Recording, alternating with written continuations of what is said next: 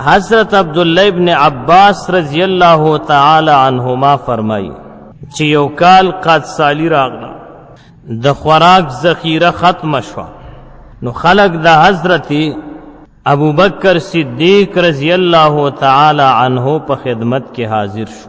دغه ټیم کې خلیفۃ المسلمین ابو بکر صدیق رضی اللہ تعالی عنہ خلق راغلل او حضرت ابو بکر صدیق رضی اللہ تعالی عنہ ته د دې خبر ذکر وکړه چې د خوراک ذخیره ختم شوه ده. حضرت ابو بکر صدیق رضی اللہ تعالی عنہ ورته فرمایل چې سبا به ان شاء الله ستاسو دا تکلیف ختم شي. کله چې سبا د شام نه د حضرت عثمان غنی رضی اللہ تعالی عنہ د سلو اوخانو قافله را ورسېده چې دغه قافله په سلو اوخانو باندې مشتمل ده او دا سل واړه اوخان دا د غلې نه بار شوي وو او ډک وو. کله چې دا را ورسېدل د مدینې منورې تاجران راجمع شو او درخواست وکړه چې دا غله په مونږ باندې را خرڅه کړه ځکه په مسلمانانو باندې تکلیف دی مونږ به بازار ته د خرڅ دپاره یوسو.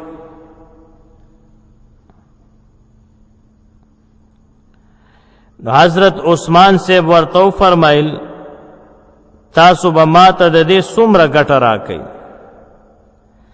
نو تاجرانو ورته وویل په څو چې تا په شام کې اخیستې د هغې برابر ګټه به درکړو.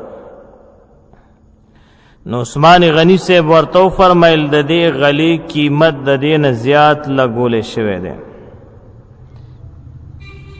یعنی ما ته د دې نه زیاته نفع ملاویږي تاسو د دې قیمت نورم زیات کړئ. تاجرانو ورته ویل مونږ به تا ته یو په ډبل ګټه درکړو. عثمان غنی صاحب فرمایل نورم زیادت وکړئ ځکه د دې قیمت د دې نه زیات دی ما ته زیاته نفع ملاویږي. نو دا تاجران لګیو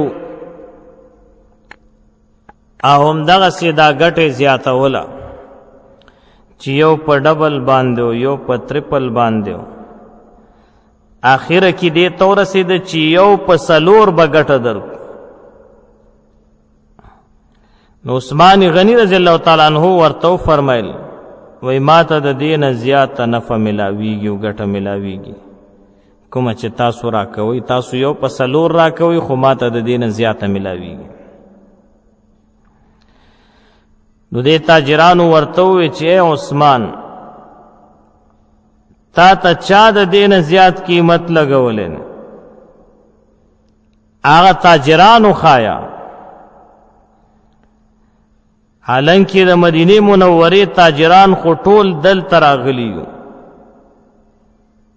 زمونږ نه علاوه خو نور څوک نشته او په مدینه منوره کې نور تاجران پاتې شوي نه دي نو تا نه دا غله په زیات قیمت څوک اخلي هغه تاجرانو ښایه.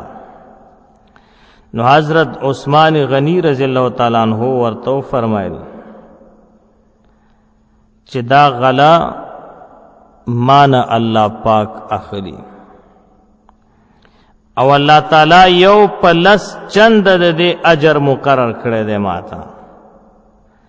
او بیا د قرآن عظیم الشان دا آیات تلاوت که من جاء بالحسنة فله عشر امثالها څوک چې د الله دربار ته نیکي راوړي نو دته به د دې نیکۍ یو په لس چنده بدله ملاوي. د الله دربار ته نیکي وړل دا کمال دی. نیکی کول کمال نه دی نیکی د الله دربار ته رسول کمال.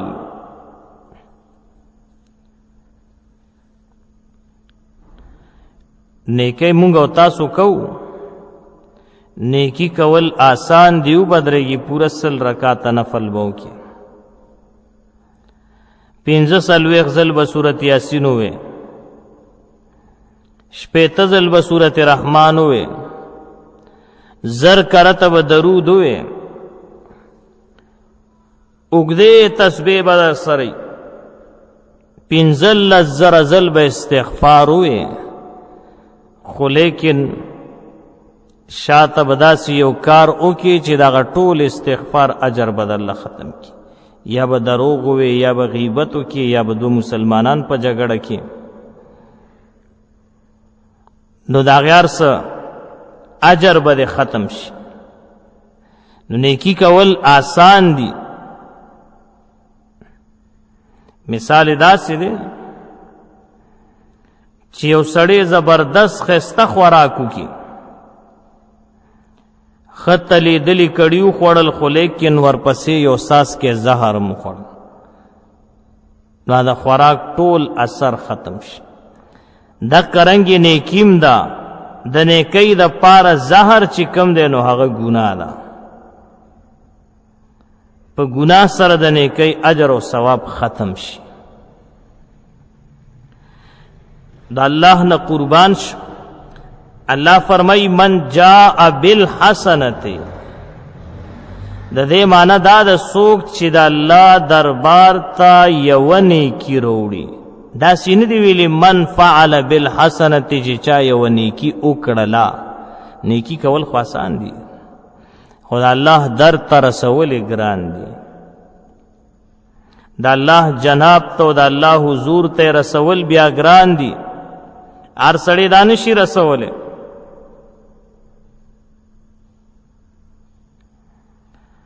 نو چا چې د الله دربار ته نیکي ورسوله نو دته به د یو نیکۍ 10 چنده بدله میلاویږي 10 اجرونه نو حضرت عثمان غنی رضی الله تعالی عنہ تاجرانو ته وی ما ته خو الله پاک د دې نفع یو په 10 چنده راکوي نو آیا تاسو د دې نه زیاته نفع ما ته راکولی شئ تاجرانو ویل نه نو حضرت عثمان غنی رضی الله تعالی عنہ فرمایل اشهدکم انها صدقه للمسلمین زه تاسو ګواه کوم چې دا ټوله غلا د مسلمانانو دپاره زما د طرفه صدقه ده په یو مجلس کې 100 اوښان د غلې نه بار شوي دا ټولې په مسلمانانو باندې صدقه کړه ده او ورې کړل ورله حضرت عبداللہ ابن عباس رضی اللہ تعالی عنہما فرمائی چې ما پم دقه شپه باندې رسول الله صلی الله علیه وسلم په خوب کې ولیده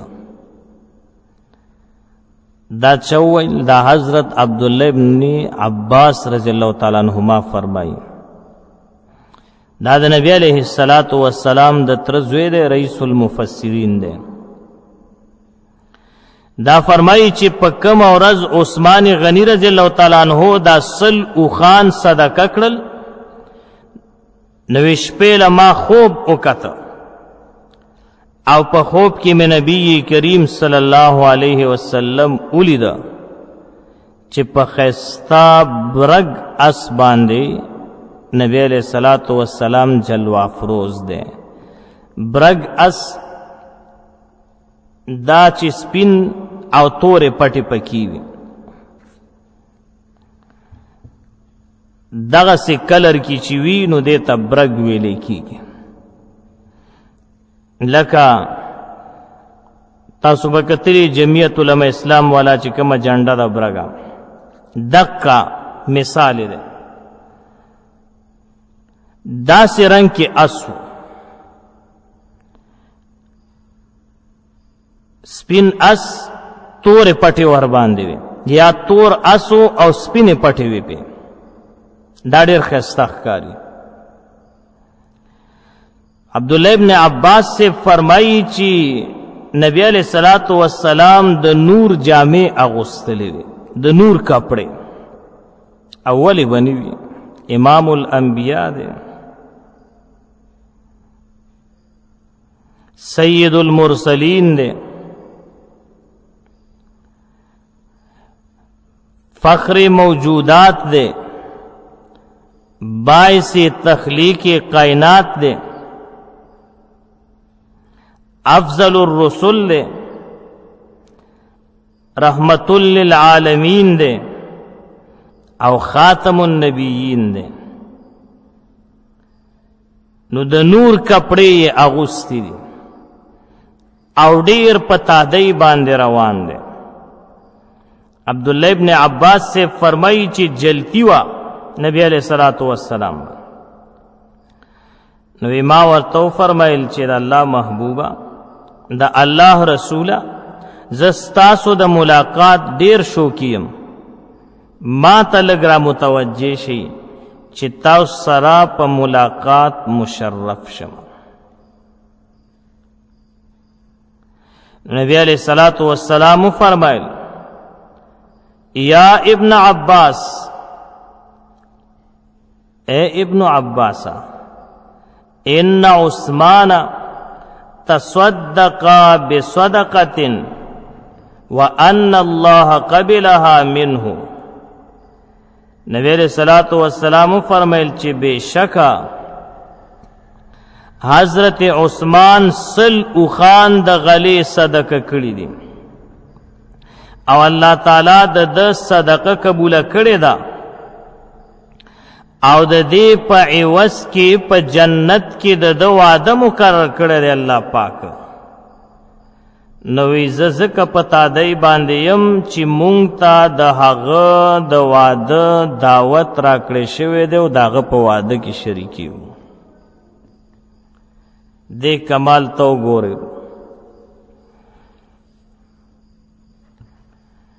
کہ اللہ سبحانہ وتعالی دا حضرت عثمان غنی رضی اللہ تعالیٰ عنہ نا دومره خوشالا پا دغی صدقہ باندی چی دا غین اخپل محبوبم خبر کا جناب محمد رسول اللہ صلی اللہ علیہ وسلم، او بیا دا اللہ پا حکم باندی پا جنت کی دا عثمان غنی رضی اللہ تعالیٰ عنہ وعدہ مقرر شو او اغی وعدہ کی دا شریکی دو دا پارا نبی کریم صلی اللہ علیہ وسلم تم دعوت ملو شو. دا واقعہ تفصیلی یو بہترین کتاب دے نزہت المجالس جلد نمبر 2 صفحہ نمبر 16 باندے ذکر کردے دا. کتاب حوالہ میں ورکڑلو جلد 2 دے و صفحہ 16 دا. دا بازی بیماران وی آغا دا دین انکار کی دو بیماران دی بیالتو گوری ځکه هغه په خپله د کشف نو د الهام نو او د قرنګ د فراست نه خالی خلق دي، ذهنی او قلبی بیماران دي. نو هغوی ته دا ناشنا ښکاري دی. امون خو صرف په دقې باندې فیصله کو ان الله علی کل شیء قدیر. بد چا چې په دغه باندې یقین پوخ وي کنه او په دې باندې کلک یقین وي نو هغه ته بیا دا مشکلات نه پیښیږي. او چې په ان الله علی کل شیء قدیر باندې یقین پوخ نه وي نو هغه ته شک شبهه را پیدا کیږي. یو ځل مدینه منوره کې مؤمنانو مسلمانانو تا د اوبو سخت تکلیف و.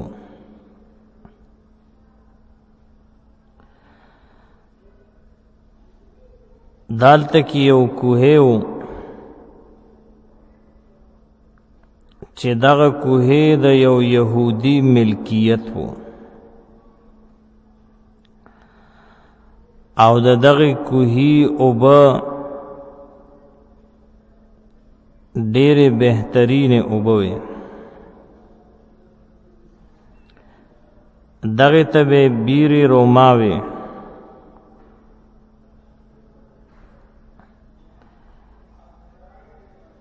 دغه یهودی با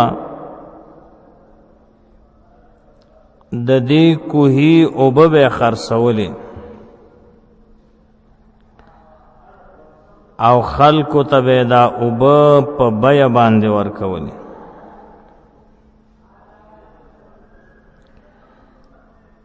حضرت عثمان غنی رضی اللہ تعالی عنہ ته پته ولګېده چې مسلمانانو ته د اوبو په حاصلولو کې ډېر مشکلات دي.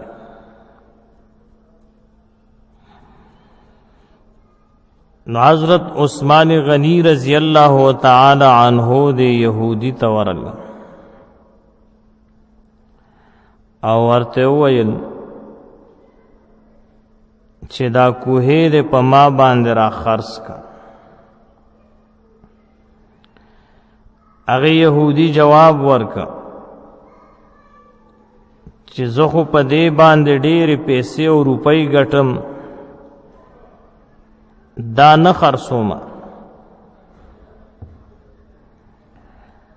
کله چې حضرت عثمان غنی رضی اللہ تعالی عنہ د یهودی جواب واورېد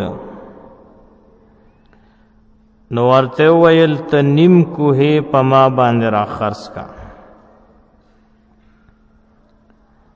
او قیمت رانه پورا واخلا. قیمت به د پورا کوهی درکم او خرڅ کرا باندې نیم کوهی.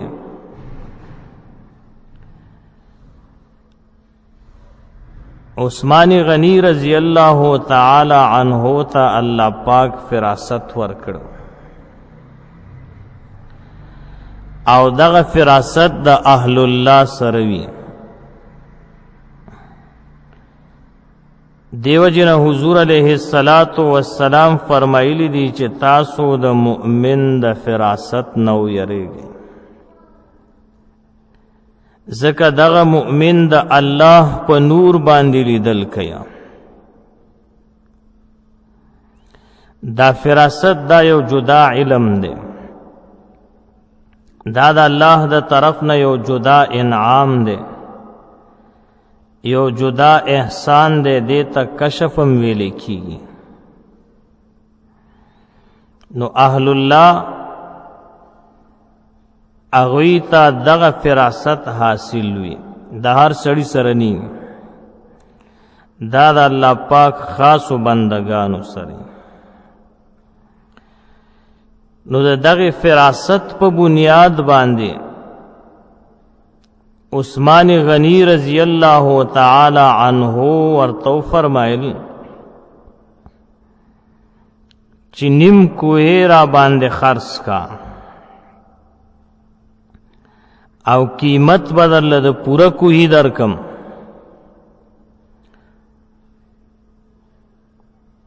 نو دی یهودی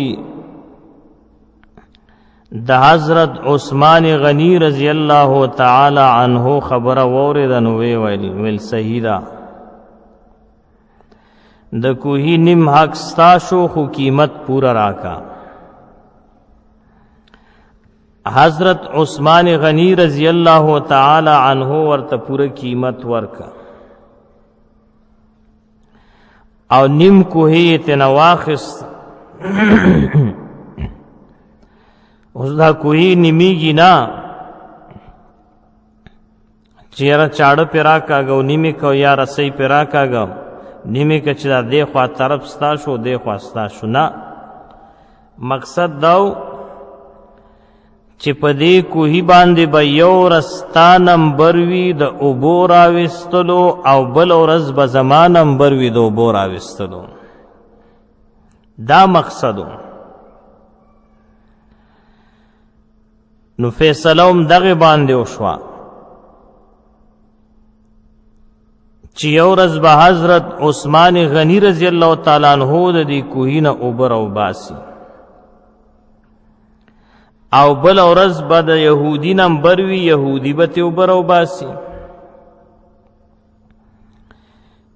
نو یهودي خو به اوبه خرڅولې. حضرت عثمان غنی رضی اللہ تعالی عنہ یهودی له روپۍ ورکړلې، درهم یې ورته حواله کړل او بیا یې اعلان وکړ چې کوم ورځ زما نمبر وي نو په دې نمبر کې مسلمانان او کافران ټولو ته اجازت ده بغیر د قیمت ادا کولو نه مفت اوبه وړی. نو د حضرت عثمان غنی رضی الله تعالی عنہ په نمبر کې به ټولو خلکو بغیر پیسو اوبه وړلې.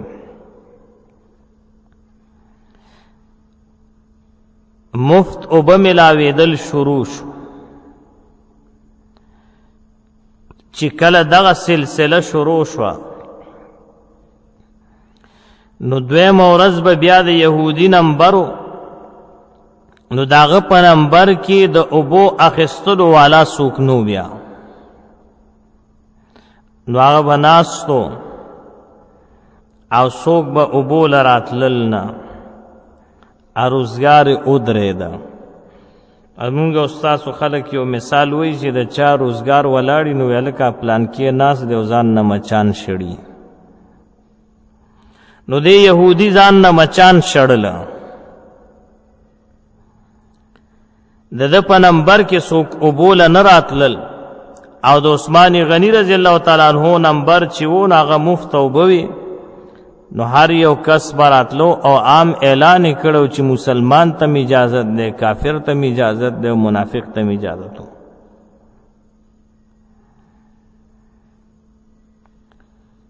نو دا یهودي یو څو میاشتې پس راله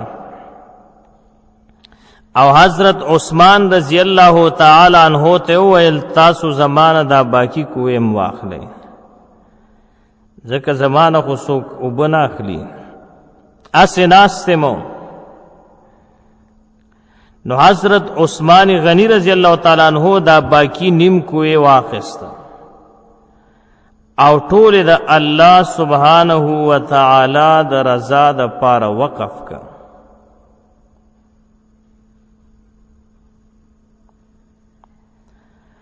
او وی فرمایل چې ټول خلکو ته اجازت ده د دې کوهی اوبه د استعمالي او دا دی وړي، چاته به نه منوي. دغه کوهی یې وقف کا. بیا هم د دغه کوهی اوبه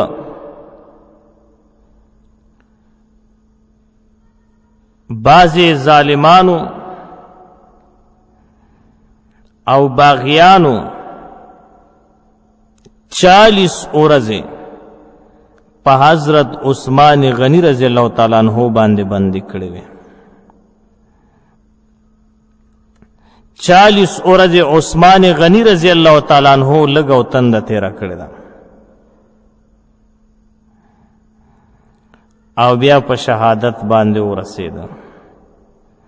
18 د ذوالحجې میاشت و. نو هغه کوهی چې حضرت عثمان غنی رضی الله تعالی عنہ په خپلو پیسو باندې اخیسته او د الله د رضا د پاره وقف کړی وو، نو د هغه په دور کې هغې ظالمانو بیا عثمان غنی صاحب تم د دغې اوبه نه پرېښودلې، 40 ورځې ور باندې بندې کړې. بهرحال دا د حضرت عثمان غنی رضی الله تعالی عنہ د سخاوت یو مثال.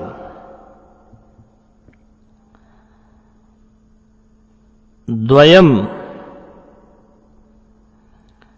د غزوه تبوک په موقع باندې د حضرت عثمان صاحب سخاوت او صدقه اور چاندا.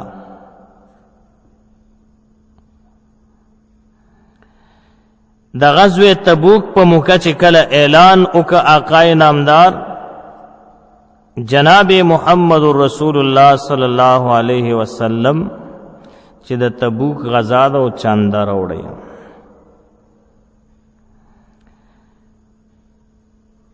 نو عثمان غنی رضی الله تعالی عنہ 300 اوخان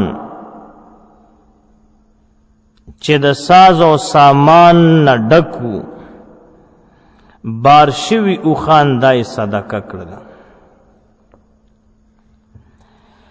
او بیا یې 1000 اشرفی د نبی کریم صلی الله علیه وسلم په خدمت کې حاضر کړل.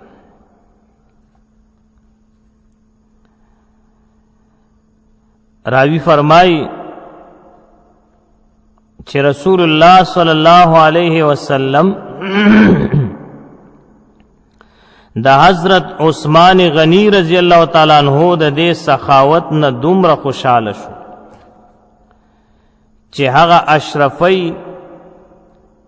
او هغه رقم اور سره په لاس کې به د سړول راړول نبی علیہ الصلوۃ والسلام او دا به فرمایل ما ضر ابن عفان ما فعل بعد هذا ویدنن پس چې حضرت عثمان سکار کئی دته به هیڅ نقصان نه رسی. یعنی د دې صدقې د قبولیت په برکت بدته د کامل خیر توفیق نصیب کیږي.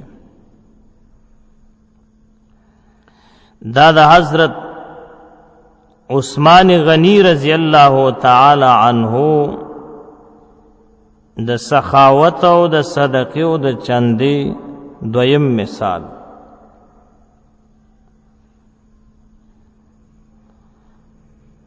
دیو جنا حضور علیہ السلام فرمایلی دی چې حضرت عثمان په بیع باندې جنت اخیسته دی او سو زل اخیسته دی.